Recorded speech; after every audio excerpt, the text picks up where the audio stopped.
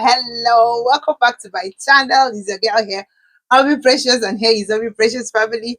Guys, you're welcome. I'm so happy to be here. Happy new month. This is my month, my birth month.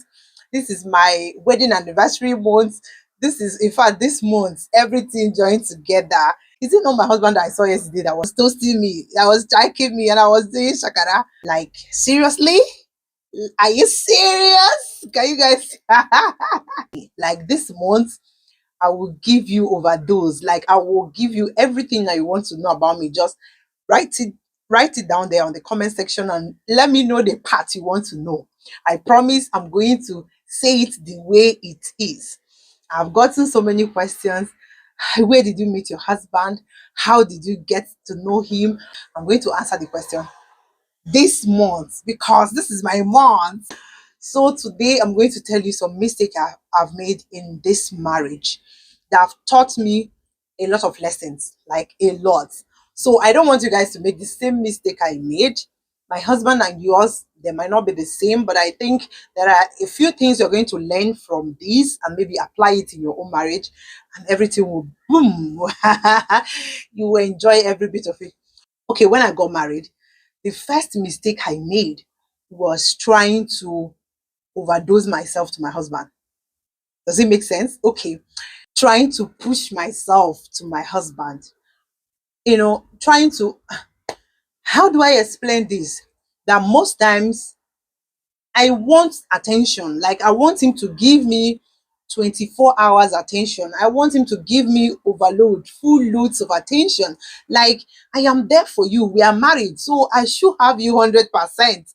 Sometimes he will be pissed off or he will just be in that mood that he don't want to talk to anybody. Like you want to be left alone.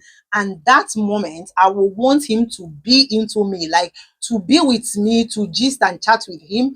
And that is not what he want that time. So most time I quarrel with him. Why won't you? Why will you be pursuing me like I'm? And I feel so, why? Like, what are you saying? Like, beautiful me. So I was so angry, like I was so annoyed about it. We quarrel about it several times. And I learned to leave him alone. Like I learned to stay on my own. Like I learned to mind my business. So anytime I feel I see him staying somewhere, maybe staying in the room, and I come and say, "Hi, babe, what's up?" And he doesn't want, like, there is a way he will answer you. You know that maybe he wants to be alone. I now learn. The first time I tried to let me just stay on my own, it was coming from that anger. Since you want to stay on my own, I want to stay on my own, you know. And all of a sudden, I saw that this is helping. I saw that this is, oh my God. So I learned that most times I need to let him be. And anytime he calls for it, I give him overload, yeah, overdose, like I give him overdose of it. And sometimes he will now call me. After some hours, he will now call me and say, "What are you doing? Why are you, where are you?" I say, I'm in the sitting room. He say, "What are you doing? Come and stay with me." And I know, okay. Okay. So the second one is that I got married newly. I eat together with my husband. I found out that my husband eats very fast and I'm a slow eater. So most times when he finish eating, you say, after a while, you say, you are still eating. So sometimes I feel so annoyed. Like, why do this guy think that I eat too much? Why won't he just, you guys know, why won't he just allow me to enjoy the food slowly? If you're finished eating, go now. Why will you disturb me? And new married lady, all this senkelenke lady. So most times when he finish eating, I will remove, when he just say he's okay, remove his hand, I will remove my hand because I don't want him to notice that I am still eating even when he has finished. So this thing happens over and over again. So most times I became angry, but I started doing something. When he's done, I'm done. So later I will go to the kitchen, I will sit in the kitchen and I will eat my food. Like I will now enjoy my food very well. So at a point I found out that I am now being scared. Like I am now being secretive. I'm hiding myself because I want him to know that I am not You guys get what I mean. That's the mistake I made. I started hiding. I will finish eating, but still I'm hungry. And because he stopped, I stopped. And I started feeling bad inside of me. I stopped eating with him. I told him that, yeah, I think it will be nice for you to start eating. I keep hiding it. He asked me several times why. I said nothing. I think I need to, I don't need stress. I learned to confront him and tell him. After some times, we started being open, we started talking, and that one stopped. I stopped eating with him for a long time before I now start eating with him again. But this is a mistake I made. I should have said it there with him. I should have sought things out with him there, right there, and that time. I kept it to myself. I was hot inside me and I was trying to deal with it. Number three, I was expecting him to read my mind. Yeah, your Igbo Sisi that you married, very beautiful girl. I was expecting him to read my mind. I was thinking that this man is a man that when I get angry, he will come to my nose, he will, tickle me, he will make me feel I was, that kind of films that you watch and dreams that you have, the kind of man you want to get married to. And all of a sudden, you find out that your man, they look your face. So sometimes I will be angry, I will be frowning, and I will want him to read to know that, yeah, I don't like this thing. I want him to touch me, I want him to pet me, I want him to, many times I keep dying inside of me, I keep feeling bad inside of me, I keep going through one thing or the other in our beginning of our marriage. And this is why communication is the key to a successful marriage. Communication. If you want him to touch you that place, tell him, tell him more. So sometimes I will be walking on the road. I want him to hold my hands to a go, and he's not doing it. And I feel like it's like this guy is not proud of me. It's like he's not, I feel so many. Why is he not this? Why is he not that?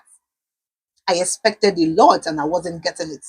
I told myself, yeah, stop giving him a silent treatment because your husband is not a mind reader. Let him know what you think. Like, let him know. Tell him. He won't read your mind. He don't know. There are so many people that when you feel like somehow, they say, hey, how far? They will touch you. I hope you're okay. They will tickle you. They will do this and that. There are people that men that does that, but my husband don't do that. So I say see him as, what is this? This man, don't you watch all these films? Yeah, Jim Ike will hold this girl and I say, what is the problem? Is he not an Igbo man? Why is this man behaving like? Guys, communicate to your husband your wishes, your expectation, what you want. What Don't think that he reads mind. If there are some things he's not doing right, let him know. In that way, you teach him. I taught my husband how to hold me. Like, guys, at a point, I start holding his hand. I say, hold me like this. Like, this is how you will hold my waist. Hold my hand. This is how you. I start teaching him because he's not that kind of person. There are some guys that are not like that. So I started teaching him and he started learning. I never knew that he didn't even know about all these love. I started teaching him, and that is when he started knowing. In assuming that I was still having it in mind that this guy don't do this, he doesn't do that, he doesn't make me look proud, he doesn't do this. It was been a problem, and these are the mistakes I made then when we got married newly. The third one is not talking about sex. I hope my pastor is not there. I'm this girl that I am not like there are some of my friends that talks about sex, like they talk about it often. I'm this person that don't really talk about it. But I don't know talk about it doesn't mean that I don't know what I want.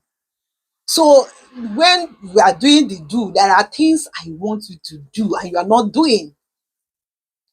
It kills me inside that, like, there are things that arouses me. There are places you will touch. I will, oh, you're coming for me. But you don't know it. I know it.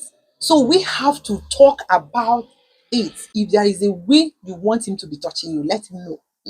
And my husband is not that kind of person that talk about it. So we became two people that don't like talking about it. Maybe because of background where we grew up. Having sex is not just doing it. You need to express your wants and desire, where you want it, how you want it, and all that. It helps, as well as your dislike and all that, so that you both of you will enjoy it. Talk, say it. Whether you are pastor or you're prophet or your sister, reverend, as far as you're married, talk about sex to your partner. Say it. These are few that I can bring now. If you want me to continue, let me know on the comment section. I am here this November.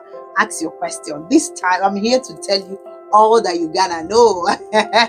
So guys, thank you very much for watching. Thank you for subscribing. If you have not subscribed, subscribe. This month will be hard.